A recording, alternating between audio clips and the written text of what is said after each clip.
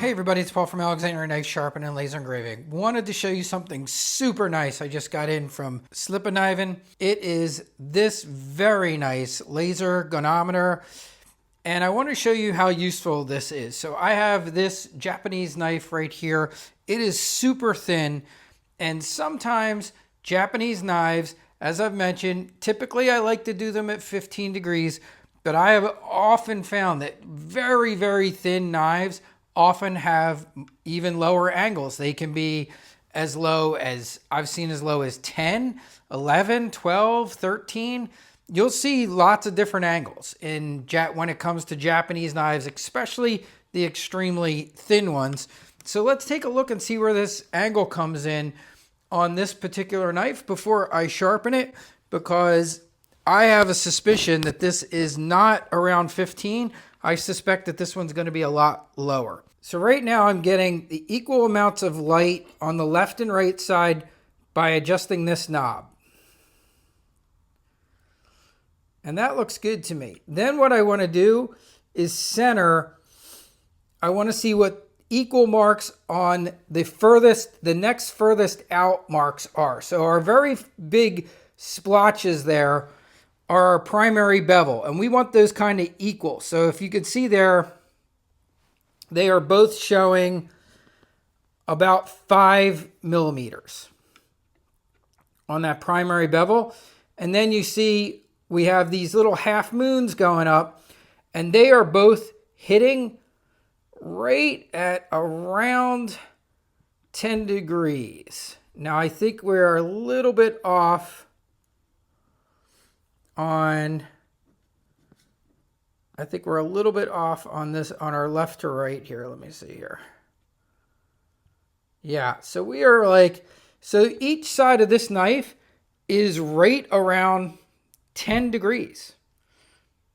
So you can see right where it's crossing equally on both sides and hitting is right around 10.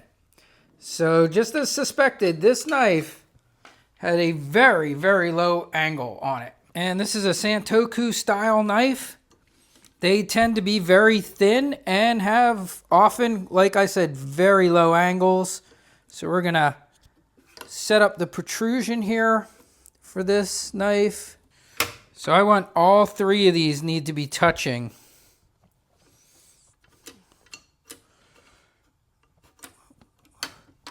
So the first thing I need to do is get my protrusion. Okay, so that's set. And now I can do my angle. And it's low. It's going to be, so we're going to check, we're going to test that 10 degree, we're going to test that 10 degree angle that our goniometer gave us by also taking a look on here and seeing if it looks correct. We want to see where that's marking.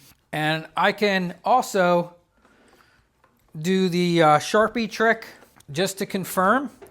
You know, and we saw it was like somewhere around a 10 or 11 degree angle. Here's my Sharpie. So just to be 100% sure, because I don't want to be drastically changing the angle on here, I'm just going to confirm that 10 degree.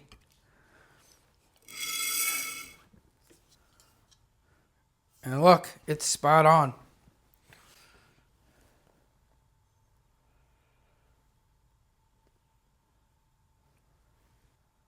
Right there.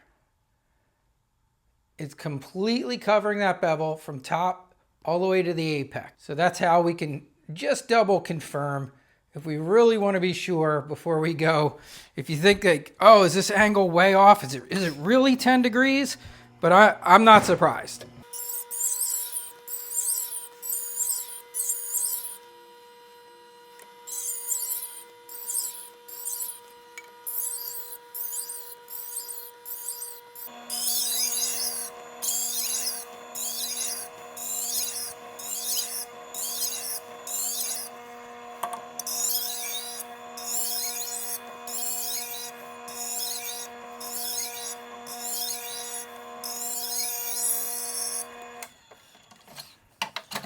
You can see how quick this can go. 1,000.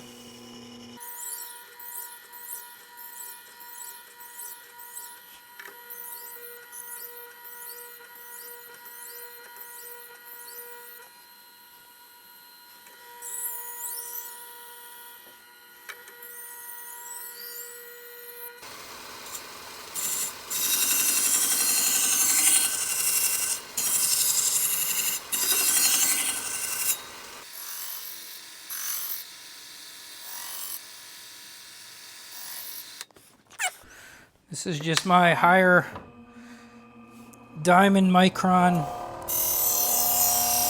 embedded strop.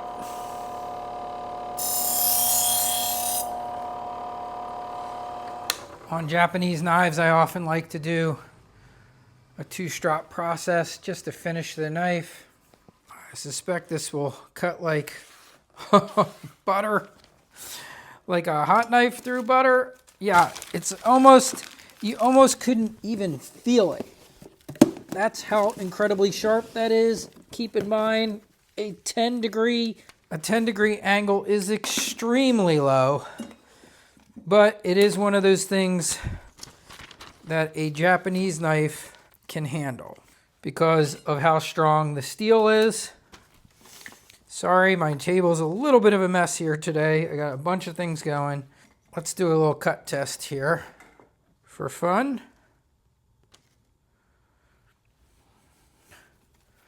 I think this will have zero problem getting through this. Did you hear? I'm not sure if you guys could hear that, but it was just this incredibly low hiss. And if you think you watched it, if you watched it, you saw like I wasn't pushing fast. That was a slow push. This knife is ridiculously sharp. Okay. Let's, okay, and just for some more fun, I will do a BESS test.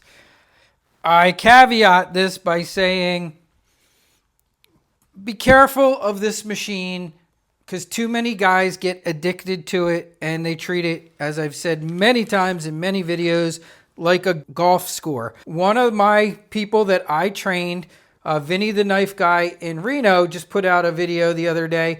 And I appreciate that he said this because I warned him 1,000 times beforehand.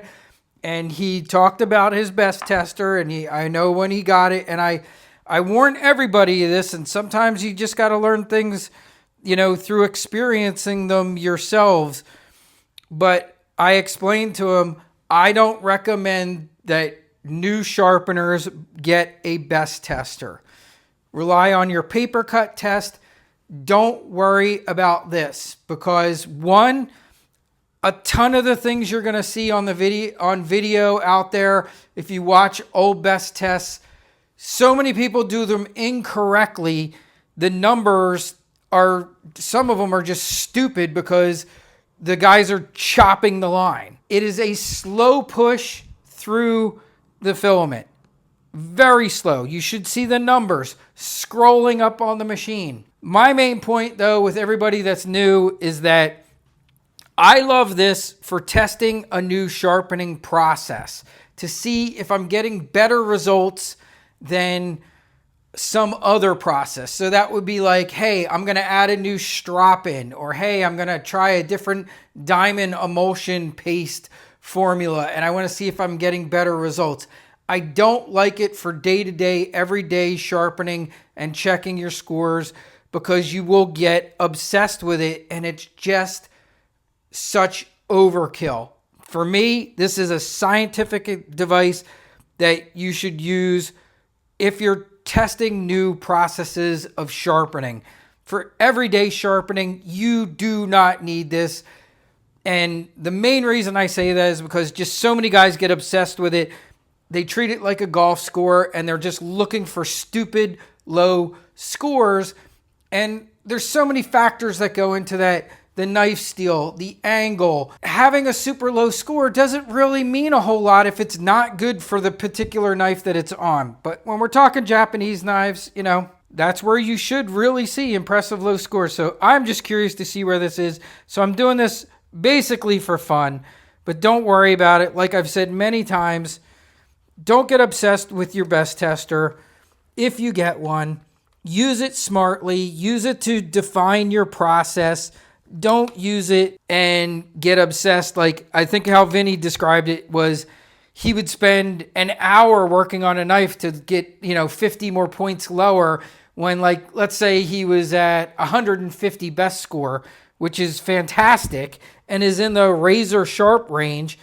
He would spend an hour to try and get it under 100. It's just a waste of time. All right. So that's my talk about it. I've spoken my piece. Let's just do the test and see for fun. Let's see where this comes in. Okay. Now, like I said, I'm going to slow push through this filament and we'll see what happens.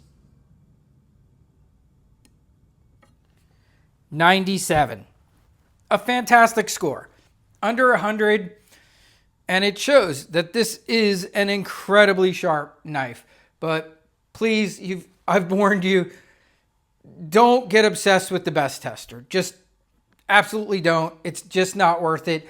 Use it smartly. Use it to define your processes. Use it to compare one way of sharpening to another. Use it for that kind of stuff.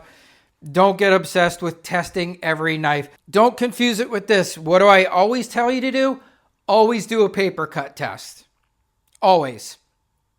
Do you always have to do a BESS test? Absolutely not. You do not have to always do a BESS test. And if you think you're going to be one of those people that gets obsessed with it, definitely don't. Now, I will tell you, there was a period of time when I began that I did test every knife on the BESS tester. But when I tell you right now, I'm telling you from experience, it's a huge waste of time. And it's just not needed. It doesn't have to be done. So I spoke my piece. There it is. Have a great day, everybody. I'll talk to you soon.